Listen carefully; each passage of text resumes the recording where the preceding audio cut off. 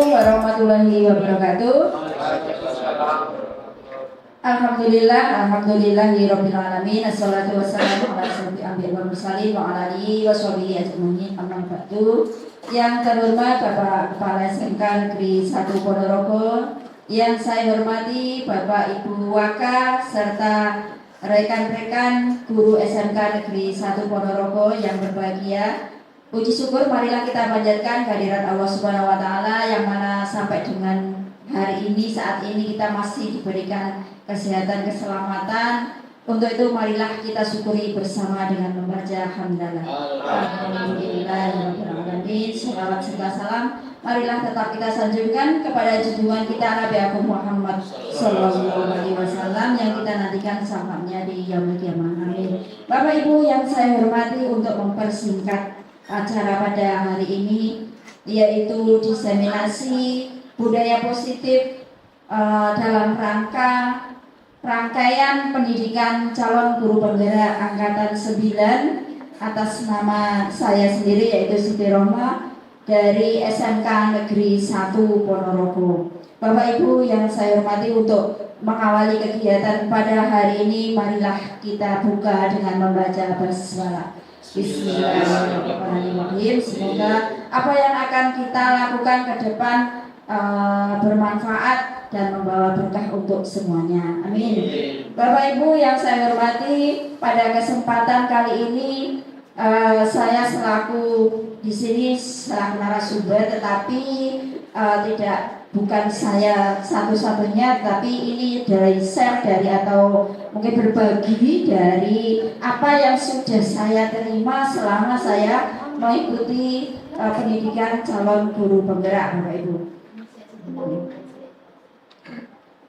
Tujuan kita dalam mempelajari budaya positif pada kali ini yaitu untuk menciptakan budaya positif, penerapan disiplin positif maksudnya dipraktikkan untuk menghasilkan murid-murid yang berkarakter, disiplin, santun, jujur, peduli, dan tanggung jawab.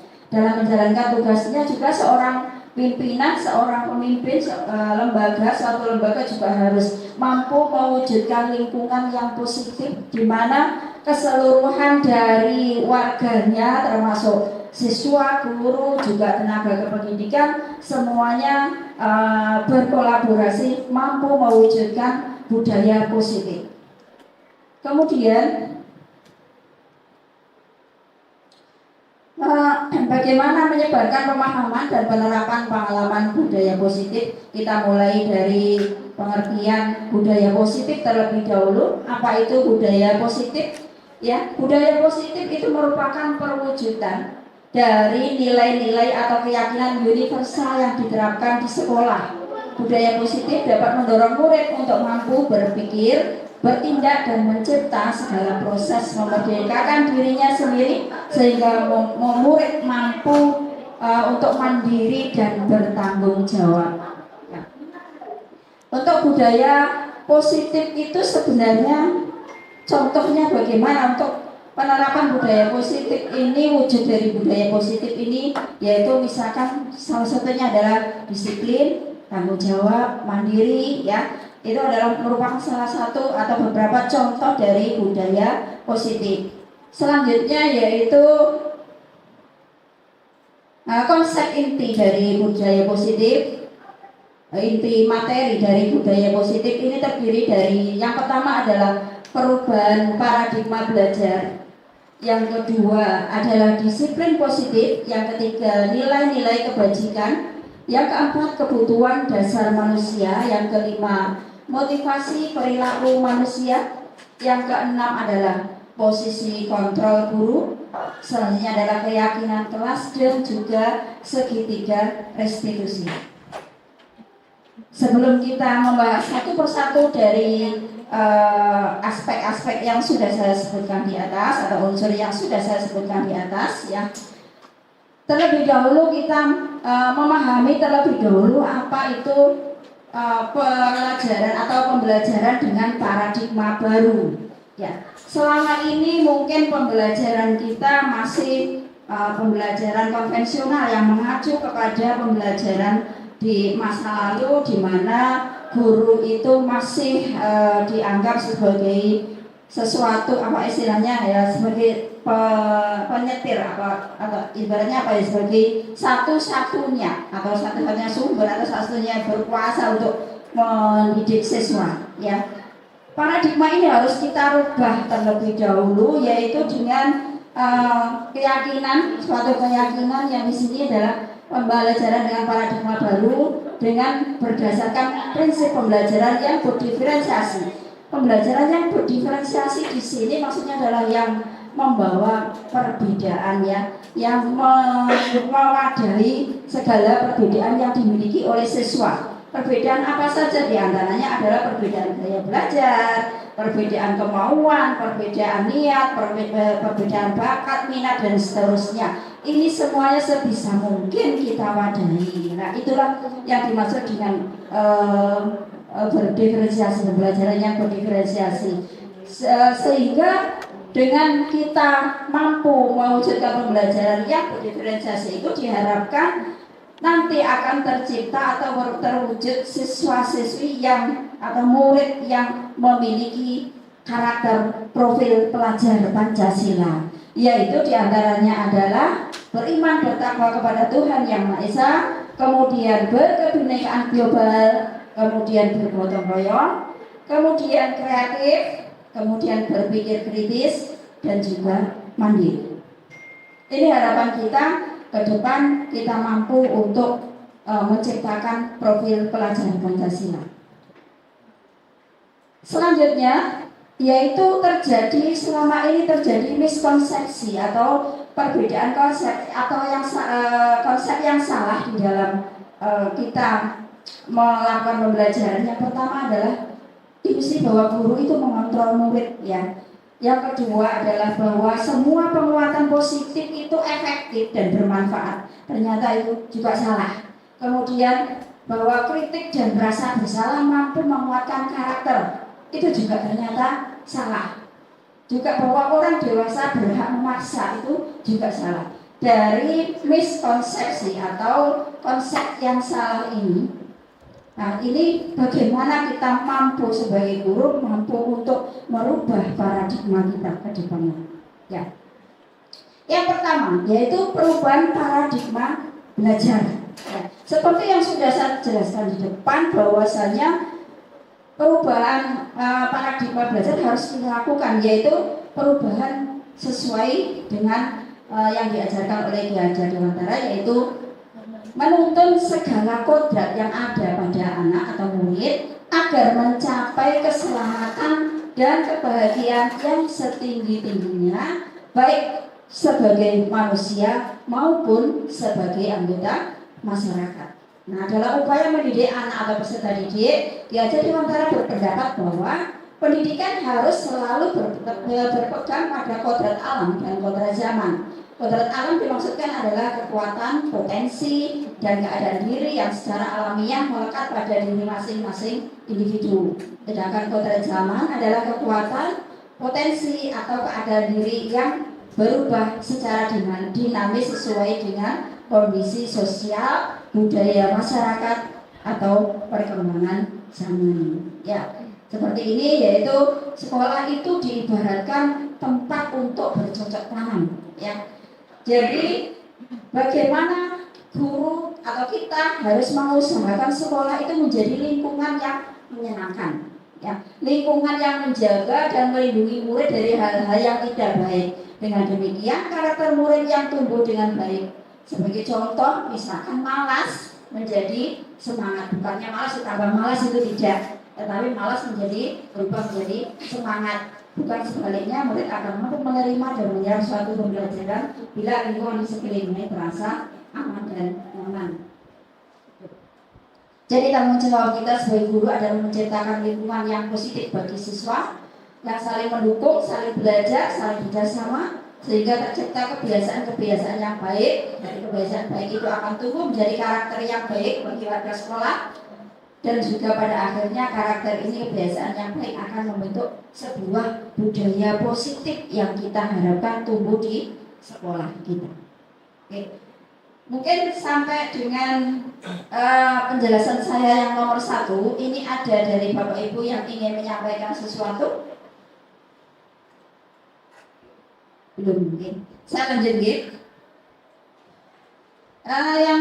Konsep yang kedua yaitu disiplin positif dan sekaligus kebajikan universal. Itu seperti apa? Ya. Untuk memahami ini, marilah kita coba untuk melakukan game. Yang melakukan game ini yaitu Anda adalah A. Tugas Anda adalah mengepalkan salah satu tangan Anda.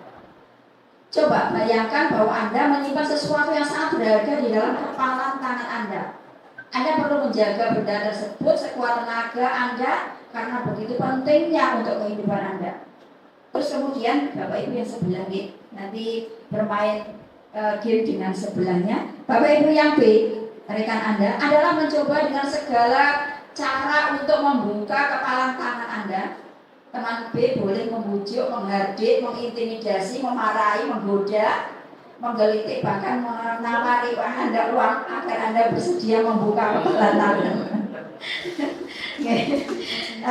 Coba Bapak Ibu, marilah kita untuk mencoba dengan game ini ya. Bapak Ibu berkolaborasi dengan teman sebelah ya. Cobalah rasakan yang Bapak Ibu yang berperan sebagai A mempertahankan kepalan tangan, jangan sampai ini bisa dibuka oleh Bapak Ibu yang berperan sebagai B. Monggo Pak Hamim, Pak Rendra, Pak Anan dengan Mas Bobo. Kita buka.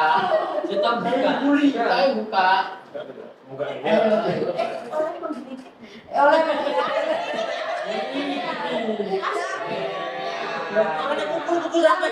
Bapak Ibu yang B ini boleh adalah mencoba untuk membuka kepalan tangan yang sebelah. Boleh merayu, boleh Paksa. Iya.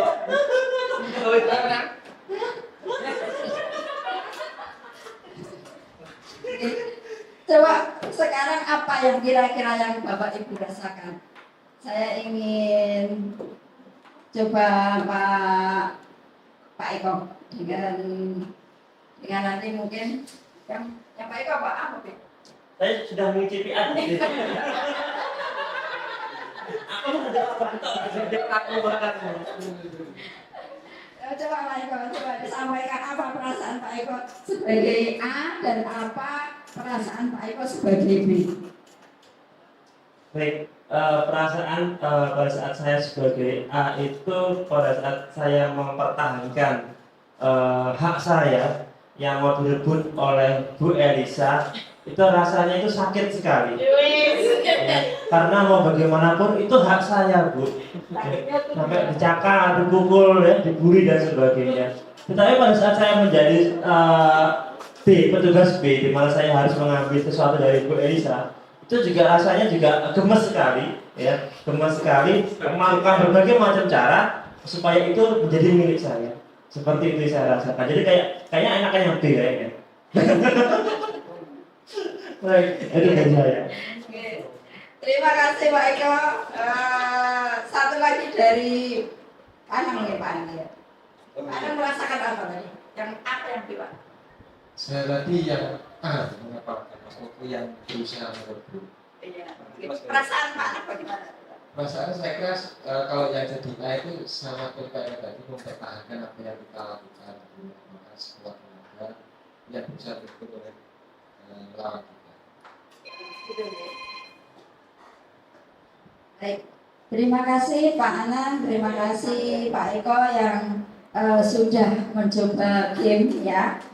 Rata-rata mungkin jawabnya yang A itu berusaha untuk mempertahankan diri dengan segala cara mempertahankan diri biar tidak terpengaruh oleh A. Nah, tapi suatu saat juga ada karena apa istilahnya, karena sayangnya misalkan A ya, sayangnya A kepada B, Ini ora usah dirayang, wis dibukane ya diwehne nyok gitu. Itu juga ada seperti itu.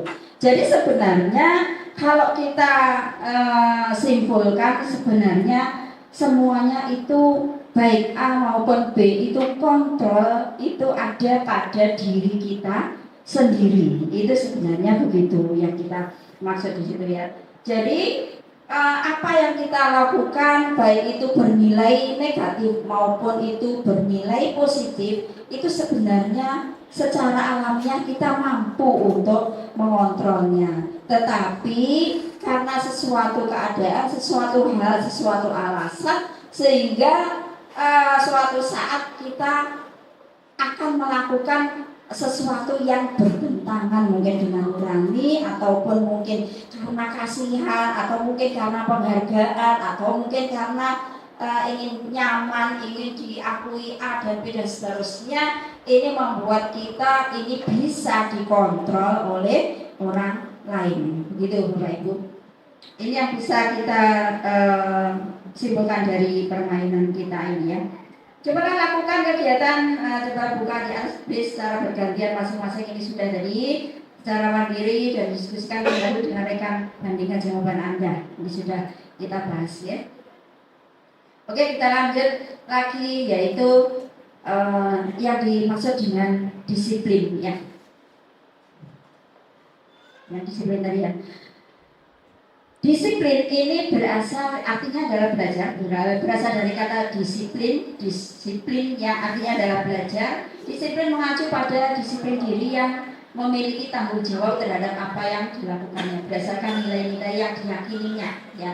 Disiplin positif merupakan salah satu cara penerapan disiplin yang bertujuan untuk menumbuhkan kesadaran serta memberdayakan peserta didik tanpa imbalan atau tanpa penghargaan atau tanpa reward atau tanpa ancaman dan juga tanpa hukuman. Makna disiplin di sini untuk menjadi seorang murid atau pengikut atau suatu aliran tertentu, seseorang harus paham betul alasan mengapa mereka mengikuti suatu ajaran tertentu sehingga motivasi yang terbangun adalah motivasi intrinsik bukan ekstrinsik ya. Kita kembali lagi kepada yang kita bahas yang di awal yaitu tentang game tadi, bahwasannya untuk ketika kita mempertahankan apa yang kita punya ya, itu adalah motivasi intrinsik. Ini berasal dari dalam diri kita. Pada intinya adalah sebenarnya adalah kesadaran yang ada pada diri kita saat itu untuk intrinsik. Tetapi untuk yang ekstrinsik ini adalah kita melakukan sesuatu karena sesuatu hal. Misalkan karena ingin dihargai, karena ingin mendapatkan pujian, karena sayang, ya, karena ingin apalah pokoknya ada motivasi dari luar sehingga kita melakukan sesuatu hal. Ini makna untuk disiplin ekstrinsik. Kemudian sebagai pendidik, tujuan kita adalah menciptakan anak-anak yang memiliki disiplin diri sehingga mereka bisa berperilaku dengan mengacu pada nilai-nilai kebajikan universal dan memiliki motivasi intrinsik bukan ekstrinsik. Jadi sebenarnya tujuan kita atau istilahnya apa yang kita lakukan kepada anak-anak dalam menanamkan disiplin ini, tujuan kita adalah agar tumbuh motivasi intrinsik, kesadaran dari dalam diri siswa sendiri sehingga mereka itu mampu berdisiplin untuk dirinya sendiri tanpa ada paksaan dari luar, tanpa ada karena ada reward, karena ada tekanan, karena ada sesuatu hal tadi. Itu yang kewajiban kita kepada siswa-siswi kita. Nah, bagaimana kita menanamkan kepada siswa-siswi kita untuk hal-hal yang seperti itu? Nah, untuk menangani permasalahan dan menanamkan karakter dan sebagainya itu memang tidak mudah Bapak Ibu bagi kita.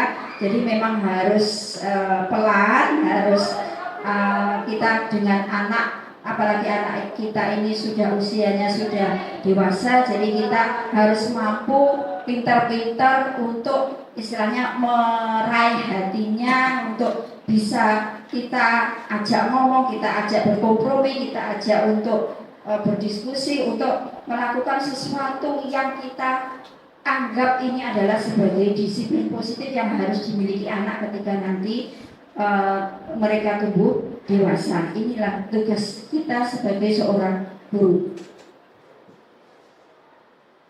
Yang ketiga adalah motivasi perilaku manusia. Motivasi perilaku manusia ini disampaikan oleh Diane Gosen dalam bukunya Restructuring School Disiplin, menyatakan 3 motivasi perilaku manusia. Yang pertama adalah untuk menghindari ketidaknyamanan atau hukuman seperti yang saya bilang di depan, yaitu yang kedua untuk mendapatkan imbalan atau penghargaan dari orang lain, untuk menjadi orang yang mereka inginkan, dan menghargai diri sendiri dengan nilai-nilai yang mereka percaya. Ini adalah motivasi perilaku manusia.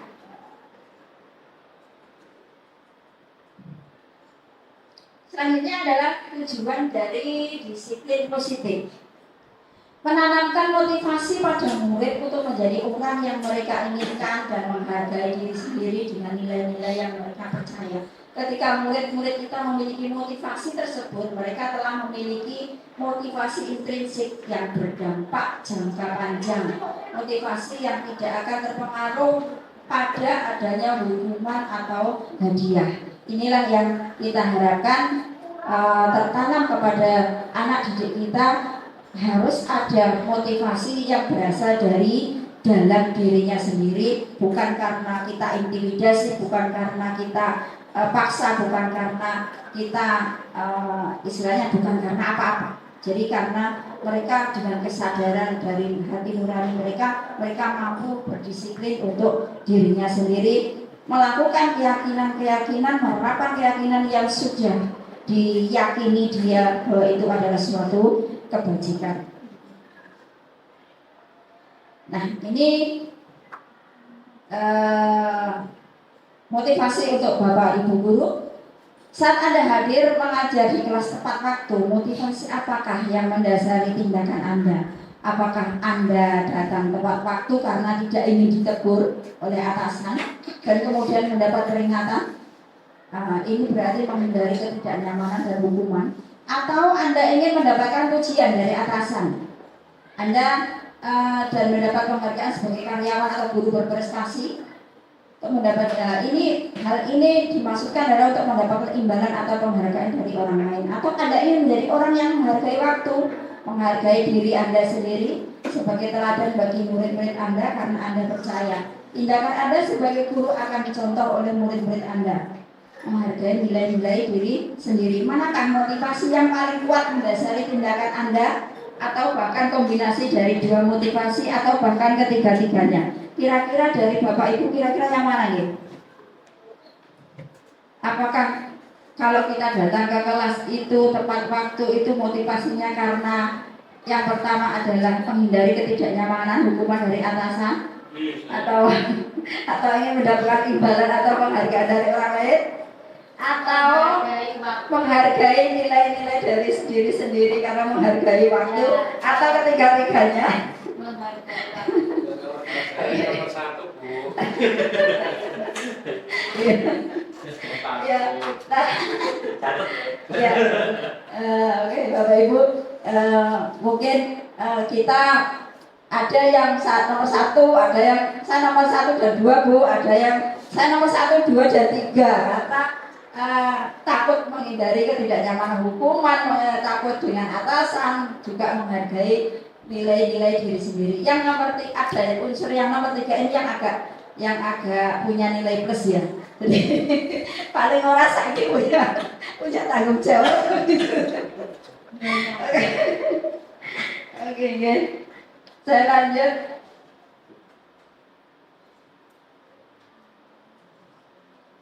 Oke. Apabila ada suatu pelanggaran peraturan tertentu, akan ada sesuatu yang harus terjadi, yaitu yang pertama adalah hukuman, yang kedua adalah konsekuensi, yang ketiga adalah restitusi. Apa itu hukuman? Hukuman ini cirinya yaitu tidak terencana atau tiba-tiba. Hukuman ini bersifat satu arah. Kemudian hukuman yang diberikan bisa berupa fisik maupun psikis. Murid disakiti oleh suatu perbuatan atau dengan kata-kata. Ini adalah ciri dari hukuman. Yang kedua adalah konsekuensi. Apa itu cirinya dari konsekuensi? Konsekuensi itu sudah terencana atau sudah disepakati dan disetujui oleh murid dan guru. Konsekuensi biasanya diberikan berdasarkan suatu data yang umumnya dapat diukur. Misalnya setelah 3 kali tugasnya tidak diselesaikan pada batas waktu tertentu, diberikan konsekuensinya harus ini, misalnya seperti itu. Karena kesepakatan awal itu sudah terjadi antara murid dan guru. Jadi di sini konsekuensi ini harus ada terlebih dahulu persetujuan antara siswa dan guru. Selanjutnya adalah restitusi. Apa itu restitusi?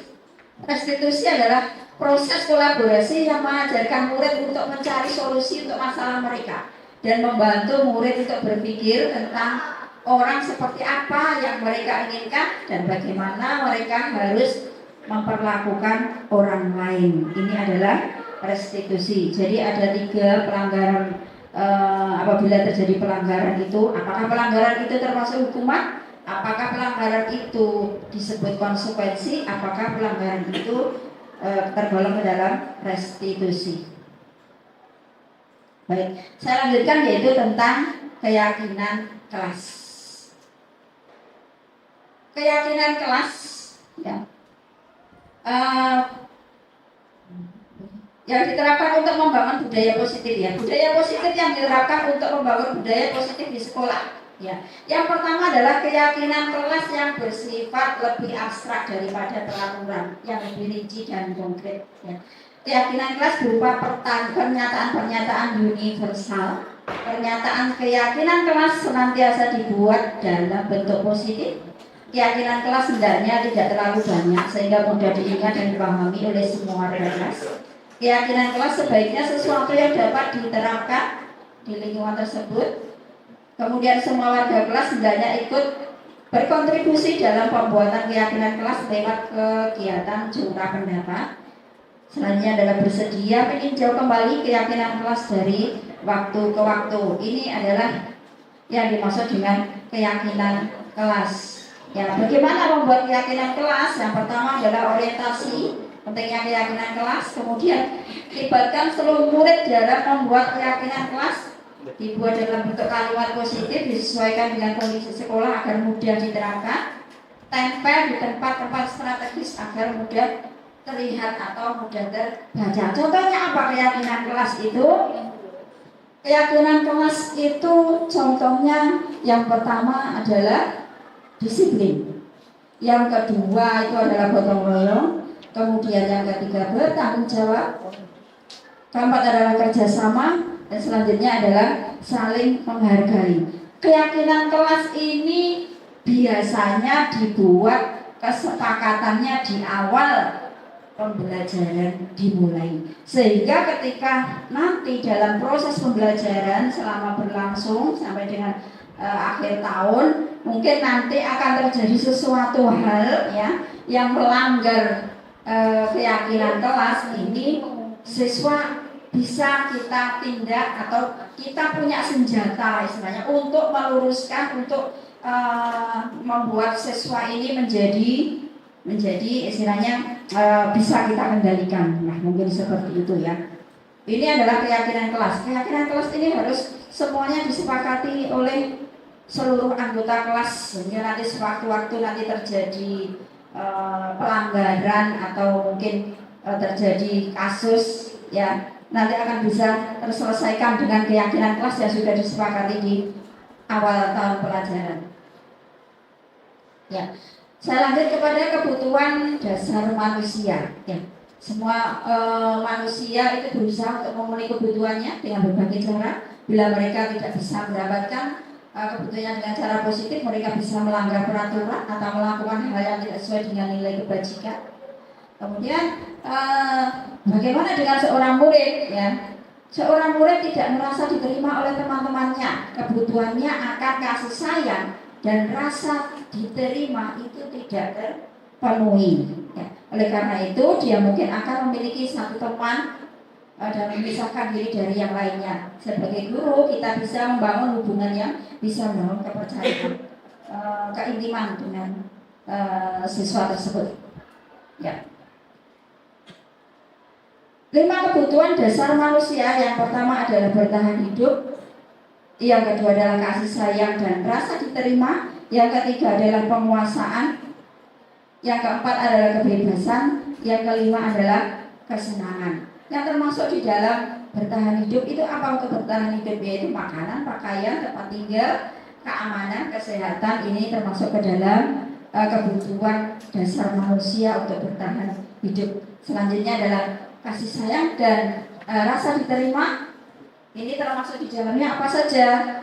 Yaitu rasa diterima, dipedulikan, berbagai kerjasama menjadi bagian dalam kelompok. Ya. Kemudian penguasaan, ini harga diri, keinginan untuk dianggap, keinginan untuk diakui, ya. Kemudian memimpin, berprestasi, diakui dan didengar. Ini penguasaan.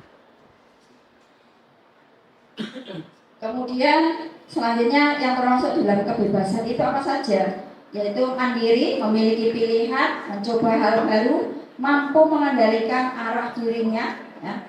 Kemudian selanjutnya adalah kesenangan. Yang termasuk dalam kesenangan adalah bermain, humor, antusiasme dan tertawa. Ini adalah kebutuhan dasar manusia. Itu seperti ini. Selanjutnya adalah posisi kontrol untuk restitusi. Ada 5 posisi kontrol dalam restitusi. Restitusi tadi adalah jenis hukuman, ya. Yang pertama adalah posisi penghukum. Yang kedua adalah posisi pembuat rasa bersalah. Yang ketiga adalah posisi teman. Yang keempat adalah pemantau. Dan yang kelima adalah posisi sebagai manajer. Yang pertama terlebih dahulu, posisi sebagai penghukum. Apa cirinya kalau restitusi itu atau kita lah bertindak sebagai penghukum? Kita posisikan saja kita sebagai seorang guru, kemudian ada siswa yang melanggar peraturan. Nah, ini posisi kita ini sebagai apa? Apakah penghukum, ataukah sebagai manajer, ataukah sebagai teman, atau sebagai yang lainnya, ya. Ciri-cirinya bagaimana ketika kita memposisikan diri sebagai penghukum? Ini posisinya yang pertama adalah nada suaranya tinggi, kemudian bahasa tubuhnya, mata melotot dan jari menunjuk-nunjuk, menghadik, ya. Itu adalah penghukum, ciri utamanya, ya. Kemudian kata-katanya bagaimana? Kata-katanya patuhi aturan saya. Ya, kamu selalu saja salah, pasti selalu yang terakhir selesai. Nah, itu adalah posisi kita sebagai, kalau kita sebagai penghukum, ya. Mana nanti kita bedakan mana yang terbaik yang kita lakukan untuk siswa dalam menangani kesalahan siswa. Apakah kita sebagai penghukum, ataukah kita sebagai teman, ataukah kita sebagai manajer, dan seterusnya. Kita pelajari dulu terlebih dahulu yang penghukum tadi.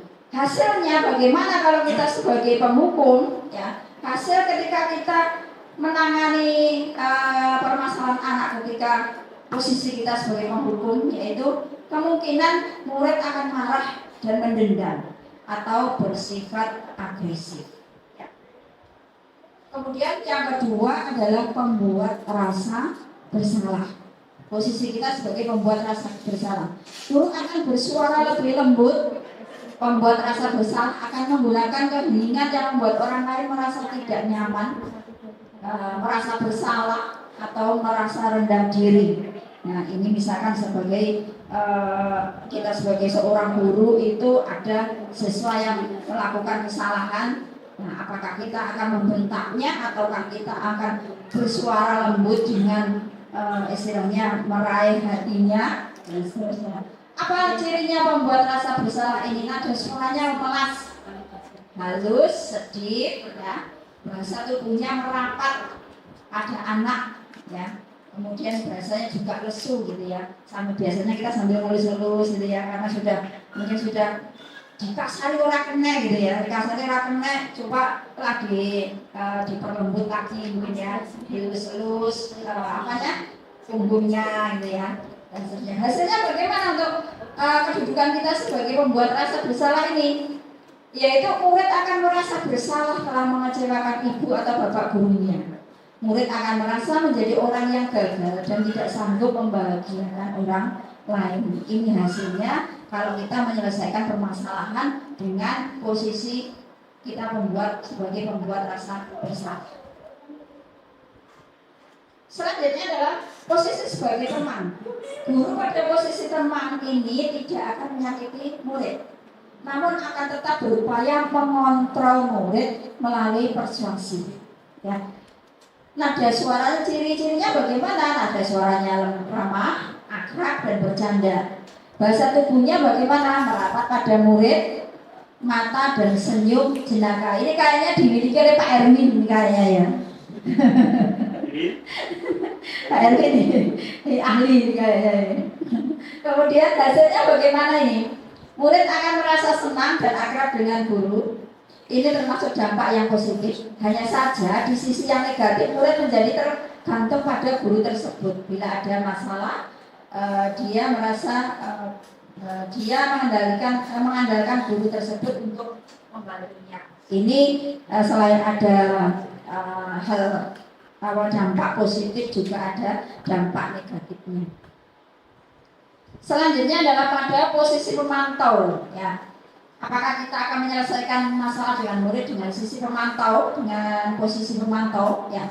Bagaimana cirinya posisi pemantau? Guru pada posisi memantau berarti mengawasi.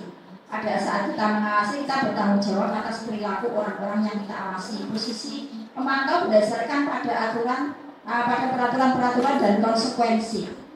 Restitusi ini tidak akan menyakiti murid, namun akan tetap berupaya mengontrol murid melalui persuasi. Cirinya bagaimana? Nada suaranya datar, kemudian bahasa tubuhnya formal. Hasilnya bagaimana kalau kita pada posisi dengan menggunakan posisi memantau ini? Hasilnya murid memahami konsekuensi yang harus dijalankan karena telah melanggar salah satu peraturan sekolah. Guru tidak menunjukkan suatu emosi yang berlebihan, menjadi marah atau membuat merasa bersalah dan seterusnya. Ya. Yang kelima adalah posisi kita sebagai manajer. Ya. Bagaimana cirinya ketika kita menyelesaikan permasalahan dengan siswa itu? Kita memposisikan sebagai manajer. Ya. Yang pertama, guru berbuat sesuatu bersama dengan murid, mempersilahkan murid mempertanggungjawabkan perilakunya, mendukung murid agar dapat menemukan solusi atas permasalahannya sendiri. Ini kalau posisi kita sebagai seorang manajer.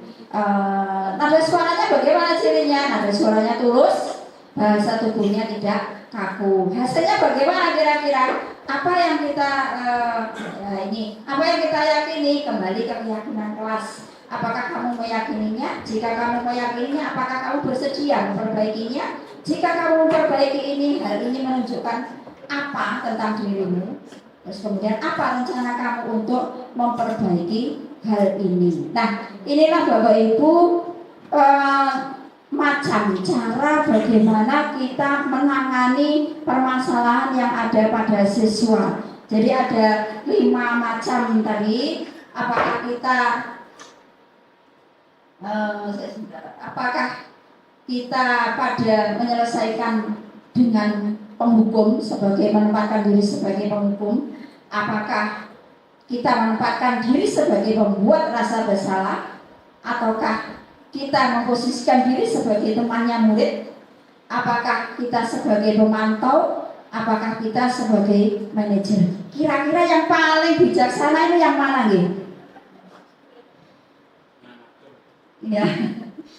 Yang paling bijaksana ini adalah manajer. Kenapa begitu? Ya, sebagai seorang manajer, ya, kita selain istilahnya mampu untuk menggali alasan-alasan siswa kenapa berbuat seperti itu, apa harapannya dia kok berbuat seperti itu.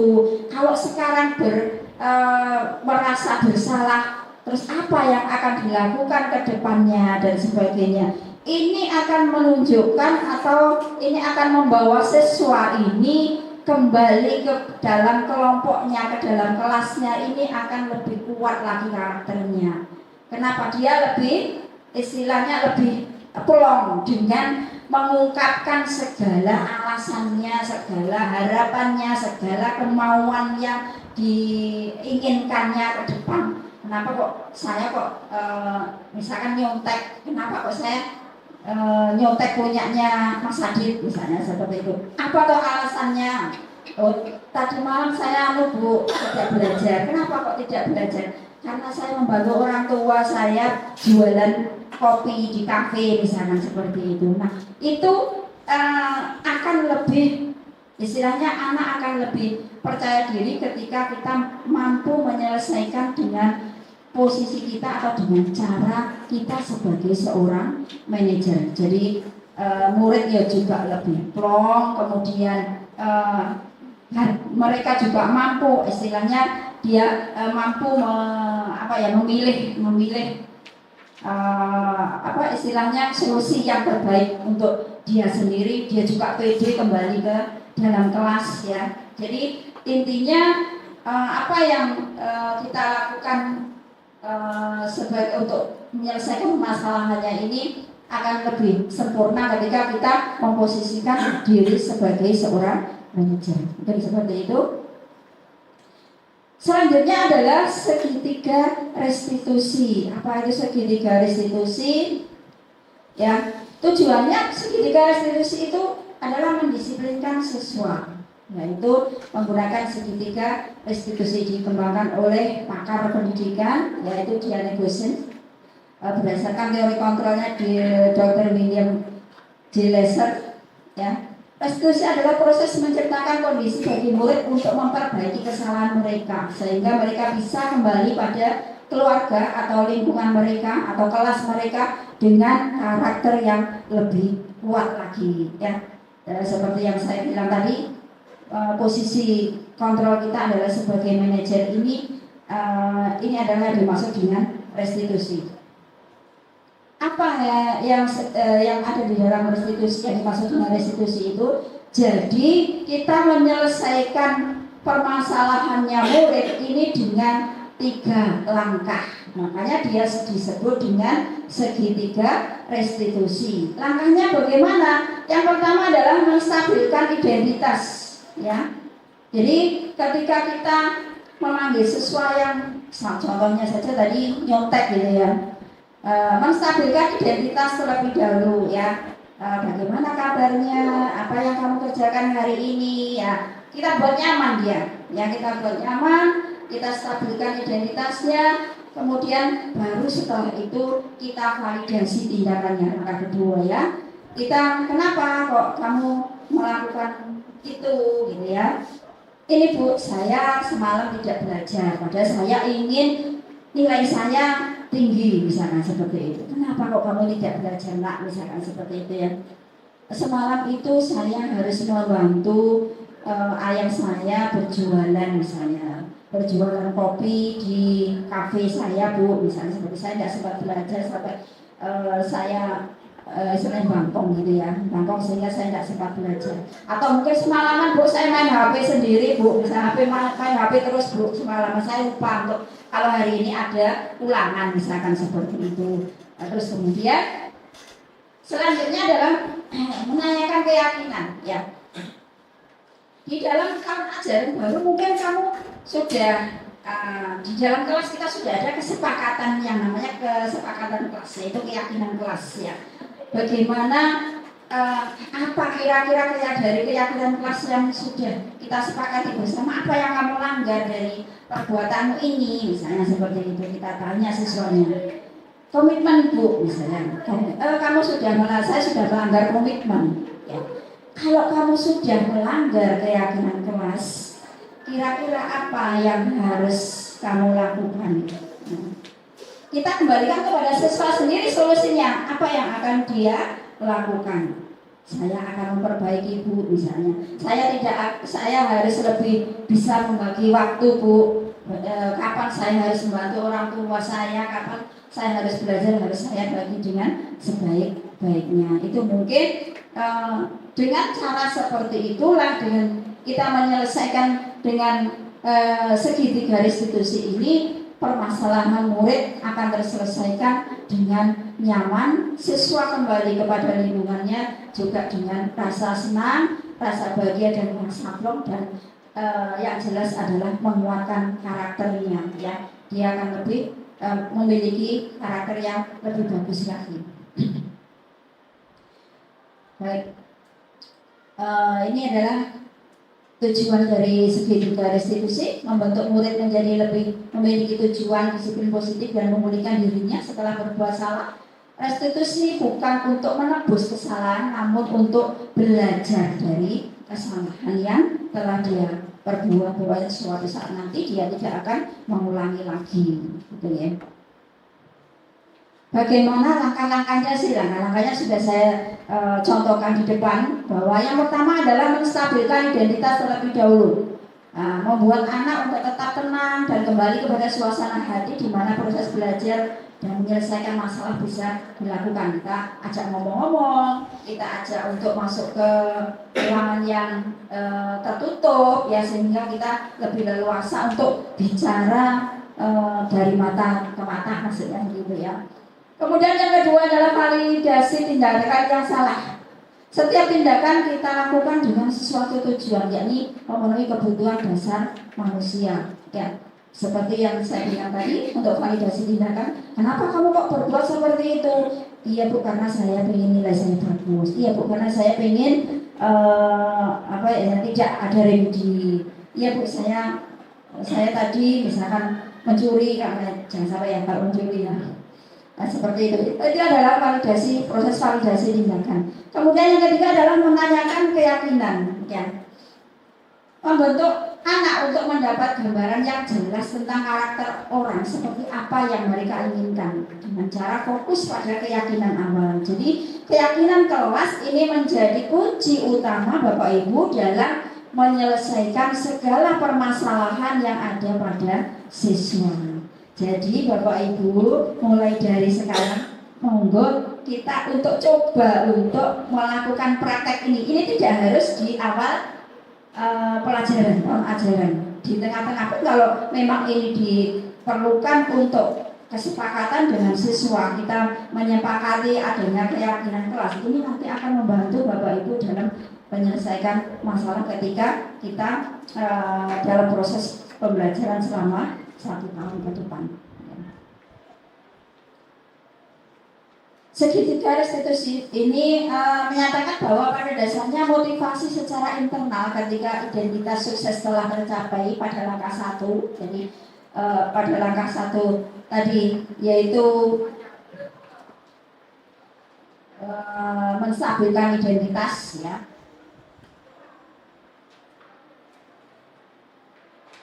Menyatakan bahwa kita pada dasarnya termotivasi secara internal ketika identitas sukses telah tercapai pada langkah 1, dan kemudian tingkah laku yang salah telah kita validasi pada langkah 2, maka anak akan siap dihubungkan dengan nilai-nilai yang diyakininya, ya, nilai-nilai kebenaran yang dia yakini selama ini, ya, yang kita sepakati bersama di dalam kelas. Ini adalah contoh video segitiga restitusi yang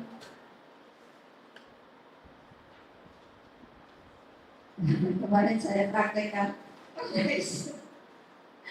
Manual begitu Bu. Iya, manual ya. Pembeli manual.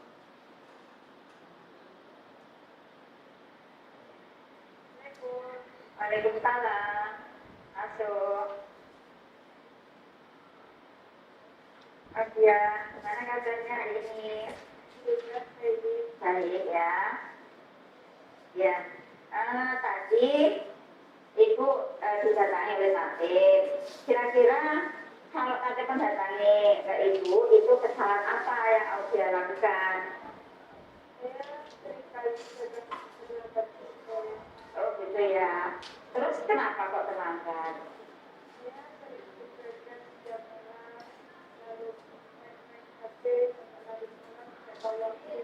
Oh gitu ya. Oh gitu. Terus itu kira-kira perbuatan benar apa salah itu datang terlambat ke sekolah itu? Oh gitu ya. Apa kira-kira yang telah ini ya, yang telah Audia langgar ketika kita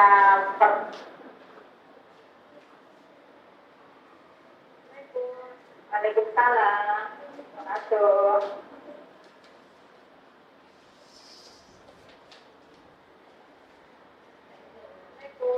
Waalaikumsalam.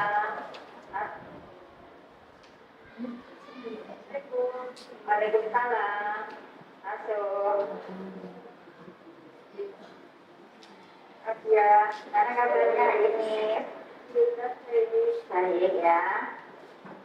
Ya, tadi Ibu didatangi oleh tatip. Kira-kira kalau tatip mendatangi ke Ibu, itu kesalahan apa yang harus dia lakukan? Ini ceritanya adalah saya sebagai ketua program keahlian didatangi oleh tatip karena dilapori oleh tatip karena ada anak yang sering terlambat datang ibarat seperti itu.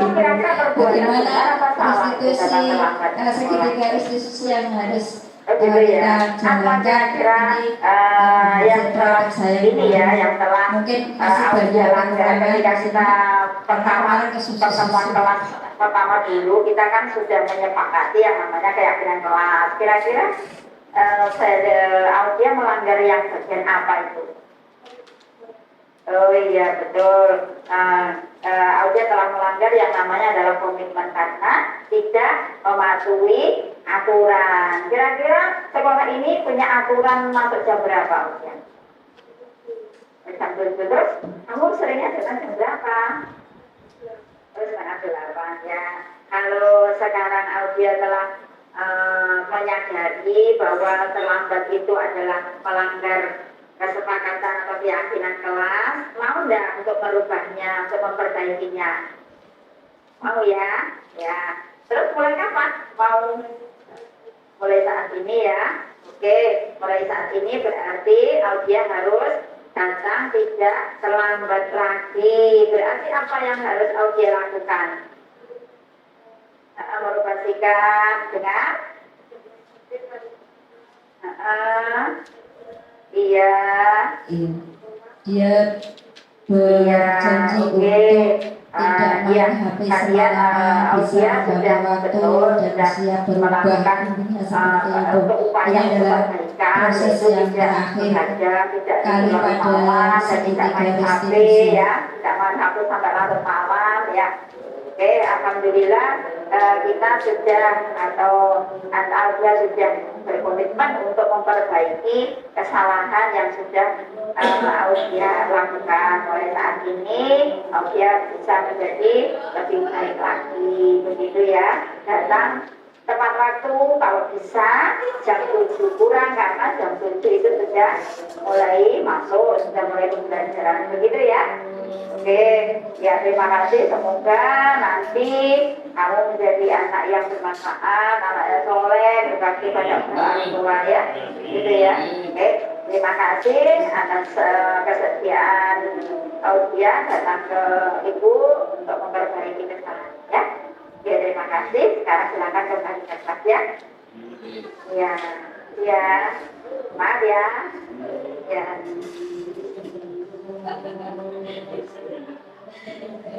Demikian Bapak Ibu, kita sudah di penghujung acara. Alhamdulillah sudah selesai untuk diseminasi budaya positif. Baik Bapak Ibu, mungkin ada yang ingin disampaikan oleh Bapak Ibu.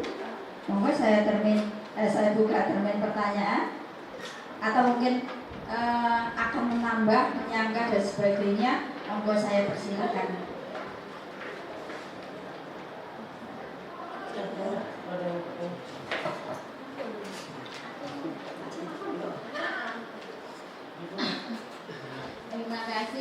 waktunya, Bu Rohma. Presentasinya sangat luar biasa bagus ya.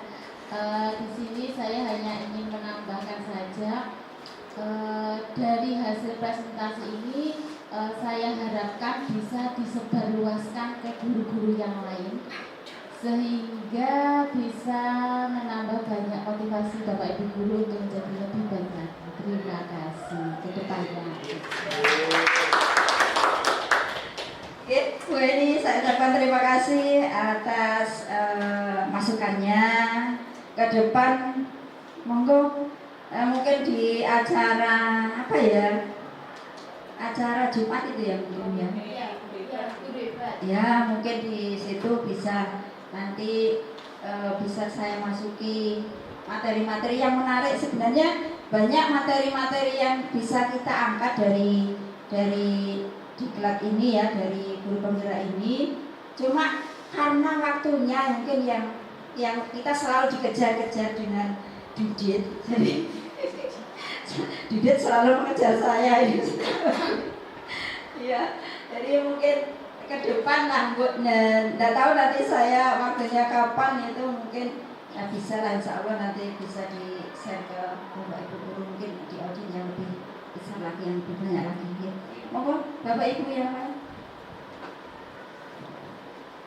Mungkin tambahan ini agak serius sedikit. Kemarin waktu di perjalanan kan pernah mengatakan bahwasannya ada konten yang konten yang negatif siswa ya. Nah, mungkin ini pendapat pribadi. Tadi kan ada komitmen kelas ya. Keyakinan kelas. Iya, keyakinan kelas atau ini. Mungkin nanti pas rapat, nggak tahu rapat keseluruhan, kalau memang memungkinkan itu mungkin dibuat HP itu dikumpulkan. Masalahnya pendapat saya pribadi, potensi kita sebagai guru pas kenapa itu di pos anak dari kita nggak bisa kontrol. Itu potensinya tinggi banget. Tapi ini monggo nih, saya kalau lihat itu kita nggak bisa mengontrol anak-anak share di media sosial itu tentang kita seperti apa, tetapi kita bisa meminimalkan sumber-sumber yang mungkin yang kemungkinan itu bisa menjadi pemicu. Itu menurut saya mungkin tambahan gitu. Terima kasih. Assalamualaikum warahmatullahi wabarakatuh. Waalaikumsalam warahmatullahi wabarakatuh. Masukannya bagus sekali Pak Nanda. Dan untuk menangani masalah HP ya,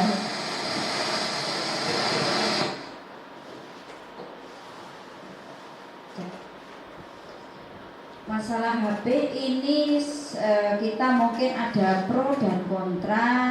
Ketika kita membutuhkan media pembelajaran yang mengharuskan atau istilahnya hanya HP yang bisa menolong dalam proses kegiatan pembelajaran itu, kita memang harus mewajibkan anak, bukan mewajibkan tetapi memang ada hanya satu-satunya yang ada untuk media pembelajaran saat itu, kita memang harus mengizinkan anak untuk menggunakan HP. Tetapi dari sisi lain ini banyak sekali memang segi negatifnya dari ketika kita membebaskan anak untuk memegang HP di dalam pembelajaran. Nah, ini harus kita sikapi secara bijaksana. Jadi monggo kita coba untuk mengurai poin-poin keyakinan yang harus kita angkat. Bagaimana kira-kira poin ini bisa kita jadikan semacam senjata untuk kita menangkal siswa yang berbuat negatif seperti yang telah terjadi pada sekeliling kita ya. Jadi kita coba dululah untuk kita mengurai dalam pembuatan keyakinan kelas ini. Memang ada tahapan-tahapannya. Jadi kita mengurai terlebih dahulu masalah yang timbul kira-kira apa, atau mungkin peraturan yang kita yang harus kita sepakati itu sebenarnya apa sih? Itu berasal dari siswa sebenarnya. Jadi kita sebagai guru ini sebenarnya punya banyak kesempatan untuk menggali apa-apa yang sebenarnya siswa harus yakini itu adalah sesuatu yang melanggar, ya. Jadi kita membuat keyakinan kelas itu datangnya juga dari siswa sendiri sebenarnya, yang betul seperti itu. Jadi kita mengajak omong siswa, kemudian kita menggali keyakinan-keyakinan siswa atau peraturan apa sih yang harus kita sepakati di dalam kelas ini sehingga kelas ini menjadi kondusif, kelas ini menjadi nyaman, ya, kelas ini menjadi stabil ketika ada permasalahan ini bisa terselesaikan dengan baik, dengan nyaman, tanpa ada timbul permasalahan yang baru lagi. Itu yang bagus adalah ketika kita mengajak siswa menggali atau istilahnya menggali peraturan itu datang dari siswa sendiri, kemudian kita kelola di situ dengan siswa, kemudian kita sepakati di situ juga dengan siswa seperti yang saya contohkan di depan. Ada disiplin, ada komitmen, ada gotong royong, kemudian ada mandiri, percaya, ada kepercayaan dan sebagainya. Jadi ketika suatu saat kok siswa itu melanggar, misalkan dalam pembelajaran siswa dilarang memposting, misalnya seperti itu, lah itu sudah kita sepakati bersama di dalam kelas itu masuk ke dalam kelompok apa, misalkan kelompok dia melanggar disiplin kelas, misalnya seperti itu. Berarti dia sudah melanggar keyakinan kelas. Apa yang harus kita lakukan ketika ada siswa yang melanggar keyakinan kelas? Nah itu juga kita harus sepakati juga dengan siswa. Apa nanti kompensasinya? Apakah mungkin dengan apa istilahnya kalau melanggar biasanya siswa itu ada yang membayar kas, ada yang mungkin itu sebenarnya salah juga, ya. Sebenarnya salah juga itu. Bukan penyelesaian yang baik sebenarnya, cuma dari sekian banyak penyelesaian itu mungkin yang dianggap paling baik yang bisa disepakati oleh kedua belah pihak. Jadi dari siswa dan juga dari kita sendiri, siswa juga tidak merasa dirugikan dan sebagainya. Nah seperti itu Bapak Ibu, mungkin ke depan kita akan lebih mungkin menjadikan kita lebih banyak belajar lagi bagaimana kita menggali keyakinan kelas dengan siswa-siswa kita. Mungkin seperti itu, sehingga kita angkat keyakinan kelas itu, kita jadikan aturan di dalam kelas itu. Ataupun kalau program keahlian kita jadikan, kita angkat sebagai keyakinan program keahlian multimedia, keyakinan program keahlian RPL, misalkan seperti itu. Nah itu siapa yang melanggar nanti ada kompensasinya atau ada aturan, ada apa istilahnya, ada hukumannya sendiri. Begitu, itu yang bisa satu-satunya yang bisa menyelesaikan segala permasalahan yang ada di siswa kita. Sementara mungkin ngaten nggih Pak Rendra. Ya. Mungkin ada lagi dari Bapak Ibu yang lain.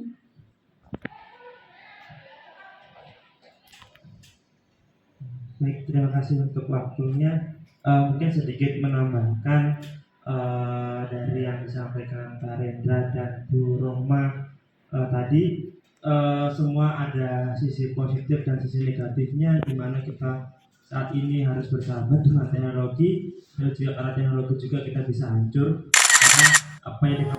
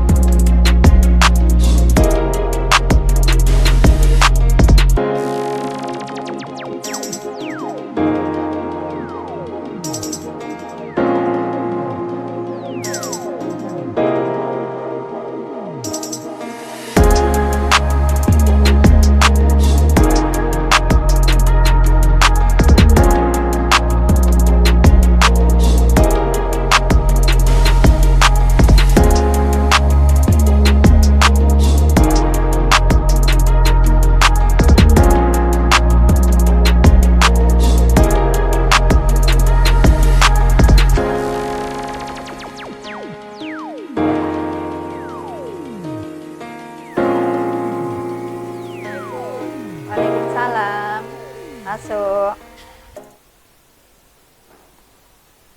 Audia, gimana kabarnya hari ini? Alhamdulillah baik. Baik ya. Ya, tadi Ibu didatangi oleh Tatip. Kira-kira kalau Tatip mendatangi ke Ibu, itu kesalahan apa yang Audia lakukan? Saya sering kali datang terlambat ke sekolah. Oh gitu ya. Terus kenapa kok terlambat? Saya sering begadang tiap malam, larut main HP sampai larut malam, tidak tahu waktu dulu. Oh gitu ya. Oh gitu. Terus itu kira-kira perbuatan benar apa salah itu datang terlambat ke sekolah itu? Perbuatan salah. Oh gitu ya. Apa kira-kira yang telah ini ya, yang telah Audia langgar ketika kita pertemuan kelas pertama dulu, kita kan sudah menyepakati yang namanya keyakinan kelas. Kira-kira Audia melanggar yang bagian apa itu? Komitmen kelas. Oh iya betul. Audia telah melanggar yang namanya adalah komitmen karena tidak mematuhi aturan. Kira-kira sekolah ini punya aturan masuk jam berapa, Audia? Jam 7. Oh, jam 7. Terus kamu seringnya datang jam berapa? Setengah 8. Oh, setengah 8 ya.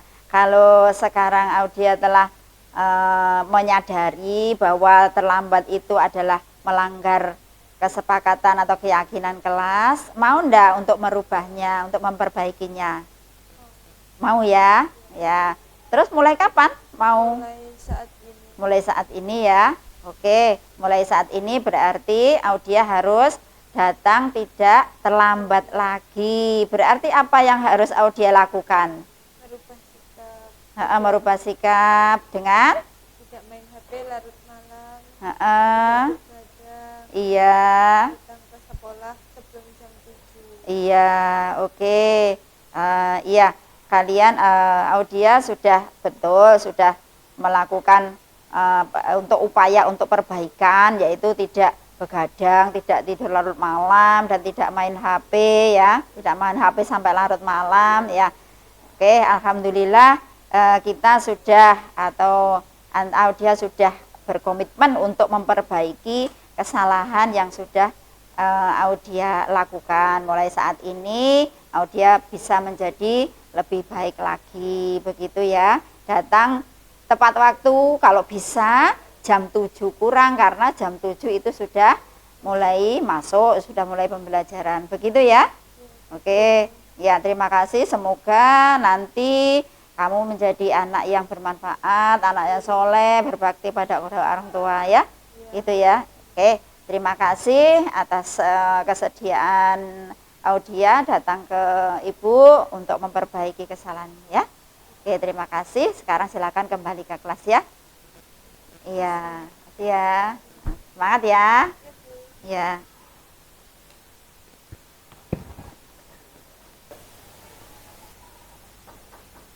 Assalamualaikum. Ya, masuk. Audia. Gimana kabarnya? Baik, Bu. Silakan duduk. Gimana? Ada apa? Saya di sini mau cerita.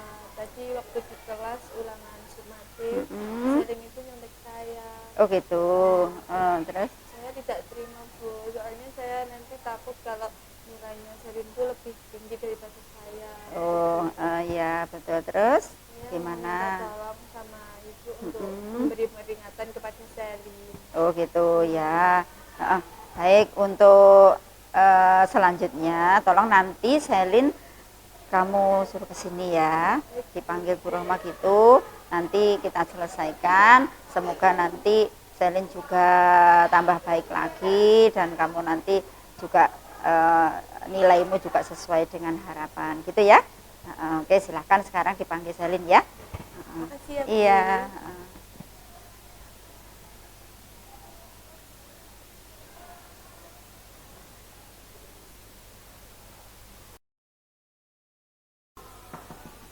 Assalamualaikum, Bu. Waalaikumsalam, ya masuk.